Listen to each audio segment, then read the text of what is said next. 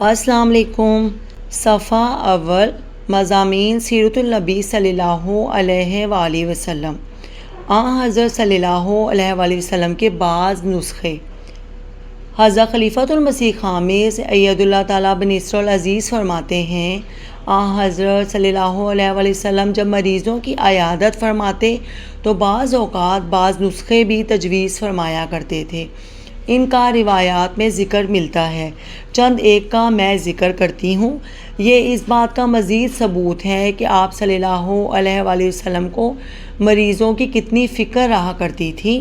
ان کے علاج، معالجے، خوراک وغیرہ کا بھی خیال رکھتے تھے اور بعض بیماریوں کا بھی علاج فرمایا کرتے تھے۔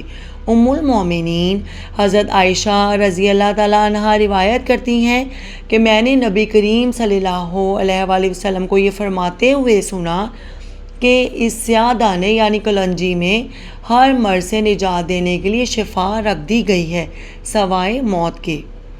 ایک نسخے کا روایت میں یوں ذکر ملتا ہے کہ آپ صلی اللہ علیہ وآلہ وسلم نے فرمایا کہ انجیر کھایا کرو، پھلوں میں سے بڑا اچھا پھل ہے۔ اگر میں یہ کہوں کہ جنت سے ایک پھل نازل ہوا ہے تو میں یہ کہوں گا کہ انجیر جنت سے آنے والا ایسا پھل ہے جس میں گٹھلی نہیں ہے، بس اس کو کھاؤ کیونکہ یہ بواسیر کے مرض کو دور کرتا ہے اور گاؤٹ کے مرض میں بھی نفع بخشتا ہے۔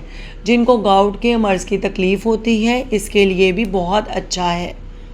پھر ایک نسخے کا ذکر ہے، کشمش کے بارے میں آتا ہے کہ اس کا استعمال کرنا چاہیے کیونکہ یہ کڑواہٹ کو دور کرتا ہے، بلغم کو دور کرتا ہے، اعصاب کو مضبوط کرتا ہے، لاغر پن کو دور کرتا ہے، اخلاق کو عمدہ کرتا ہے، دل کو فرحت بخشتا ہے اور غم کو دور کرتا ہے۔ اس بارے میں بھی بڑے لوگوں نے تجربہ کیا ہے۔ بعضوں نے عرق گلاب میں ڈبو کر کشمش کھائی ہے اور جن کے دل کی نالیاں بند تھیں اور ڈاکٹر بائی پاس آپریشن تجویز کر رہے تھے وہ اللہ کے فضل سے کھل گئیں۔ اس تجربے کو کئی لوگوں نے مجھے بتایا ہے۔ پھر زیتون کے بارے میں آتا ہے کہ اس کی مالش کیا کرو کیونکہ اس میں جذام سمیت 70 امراض کے لیے شفا ہے اور زیتون کھایا بھی کرو۔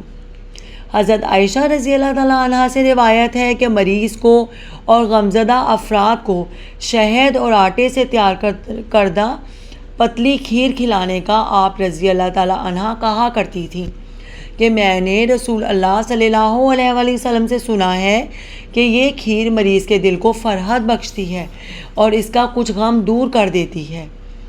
پھر کھجور کے بارے میں فرمایا کہ یہ بھی کھانی چاہیے، کولنج کو دور کرتا ہے۔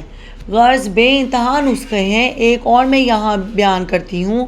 فرمایا کہ گائے کا دودھ پینا چاہیے کیونکہ یہ دوا ہے اور اس کی چربی اور مکھن میں شفا ہے، اور تمہیں اس کا گوشت کھانے سے اجتناب کرنا چاہیے کہ اس کے گوشت میں ایک قسم کی بیماری ہے۔